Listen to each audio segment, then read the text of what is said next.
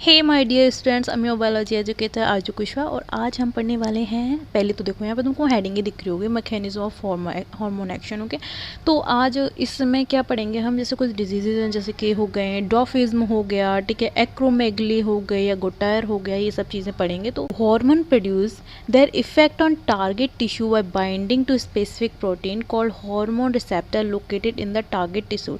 होता क्या है, जैसे तुमने एंजाइम इंट्रैक्शन वाली चीज़ पढ़ी होगी, ठीक है ना, एक एंजाइम इंट्रैक्शन मैकेनिज्म होता है, जैसे कि एक टिश्यू है उस पे ना रिसेप्टर्स प्रेजेंट है यहाँ पे लाइक दिस।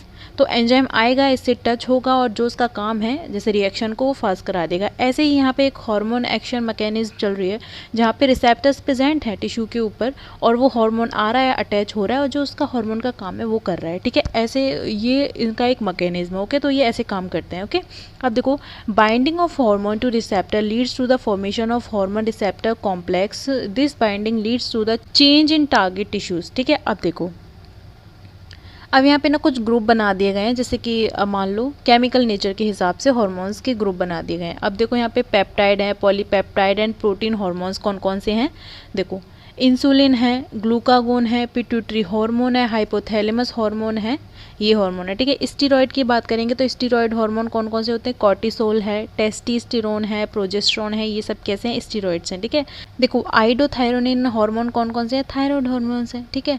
अब देखो, अमीनो एसिड डेरिवेटिव्स कौन कौन सा है, एपिनेफ्रिन, ठीक है। ये बहुत इंपॉर्टेंट है, तुमने कभी क्वेश्चन शायद से नीट में देखा हो कि पूछा गया है एक आधी बार, काफ़ी मतलब 2-3 बार क्वेश्चन आया होगा, ठीक है। अमीनो डेरिवेटिव हार्मोन पूछ ले जाता है, तो यहाँ पे क्या एफिनेफ्रिन है। ओके, अब आ जाओ, नेक्स्ट हम पढ़ेंगे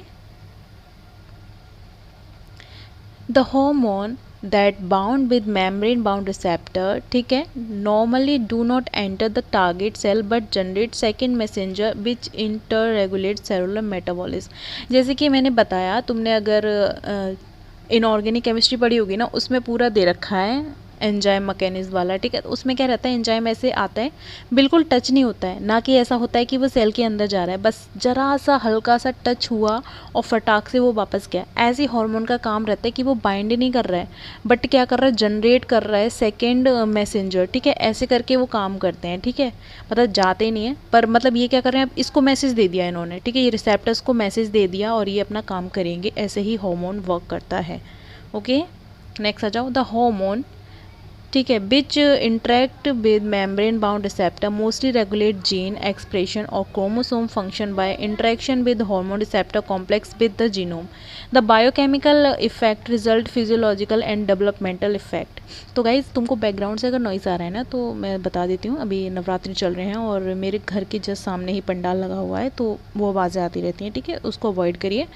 अब आगे हम पढ़ते हैं। अब हम पढ़ेंगे यहाँ पे hypo and hyper activity of hormones. अब देखो, deficiency of hormones lead to hypo activity of the hormone. अगर डिफिशियंसी हो रही है, किसी हार्मोन की कमी हो रही है, तो हम उसे बोलेंगे हाइपो एक्टिविटी ऑफ हार्मोन्स, ठीक है। हाइपो मतलब कम, हाइपर मीन्स ज़्यादा। जैसे कि हाइपर टेंशन मतलब क्या है, जो ब्लड प्रेशर है, बीपी बहुत ज़्यादा इंक्रीज हो गया तो उसको हम बोलेंगे हाइपर टेंशन, और हाइपर टेंशन का मतलब होता है बीपी नीचे गया, ठीक है, डिक्रीज हो गया।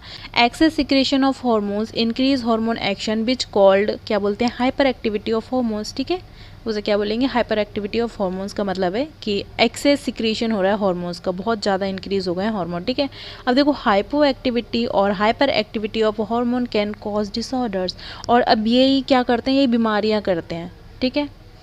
अब जैसे अब यहाँ पे हम पहले पढ़ेंगे पिट्यूटरी ड्वार्फिज्म, ठीक है, is caused by the deficiency of growth hormone, ठीक है, ग्रोथ हार्मोन कम सिक्रेट हो रहा है चाइल्डहुड के टाइम पे तो हाइट कम रह जाती है, वही ड्वार्फिज्म ले आता है। Okay, it characterise by small but proportionate body and sexual maturity, मतलब सिर्फ ये क्या करेगा, हाइट ही कम करेगा, बाकी चीज़ें कम नहीं कर सकता। ओके, अब देखो, ग्यागेंटिज्म में क्या रहेगा, is cause by excess of growth hormone from early age, ठीक है। देखो, it is characterise by disproportionate increase in size of bones of face and hand and feet, हाथ पैर उसके लंबे रहेंगे जीभ से।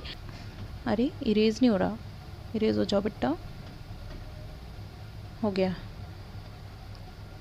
देखो, क्रेटिनिज्म क्या होता है, is caused by deficiency of thyroid hormone in infect, ठीक है, इन्फेंट में अगर थायराइड हार्मोन की कमी हो गई तो उनको क्रेटिनिज्म हो जाता है। इसे क्या, ये होता क्या है, अब देखो, it is characterise by the slow body growth, body growth धीरे धीरे होगी, मेंटल डेवलपमेंट कम होगी, ठीक है, मेटाबॉलिक रेट भी कम होगी, ठीक है। अब देखो गोटायर तो सबको पता है, is cause by the deficiency of iodine on diet in diet, ठीक है।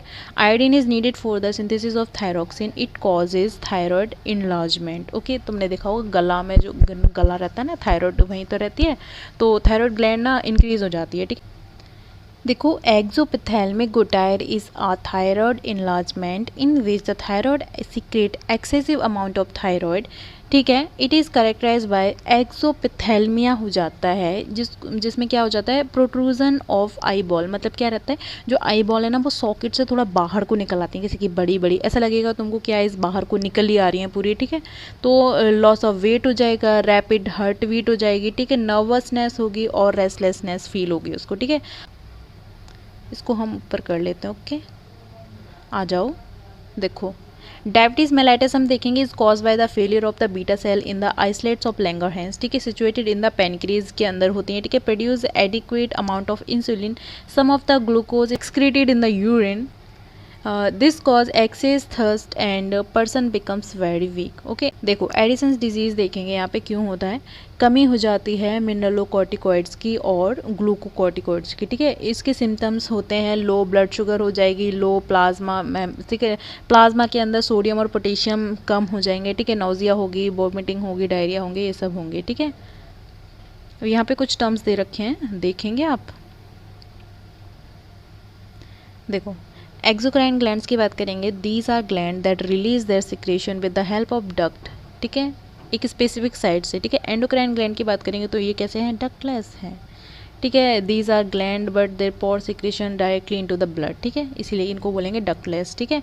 हेट्रोक्राइन ग्लैंड्स की बात करेंगे, the glands that are partially exocrine with the duct and partially endocrine, इसलिए हम इनको क्या बोलते हैं, हेट्रोक्राइन ग्लैंड बोलते हैं। ओके, हार्मोन्स की बात करेंगे तो हार्मोन क्या है, केमिकल मैसेंजर है एक टाइप के, ठीक है, और जो कि इन्फॉर्मेशन ट्रांसफर करते हैं इधर से उधर, ठीक है। गोटायर तो अभी हमने देख लिया, it is the enlargement of thyroid gland due to the deficiency of iodine. Okay, तो इसमें इतना ही था वीडियो में। Hope you like the video, if you like share subscribe. Okay बच्चों, मिलते हैं नेक्स्ट वीडियो में, बाय।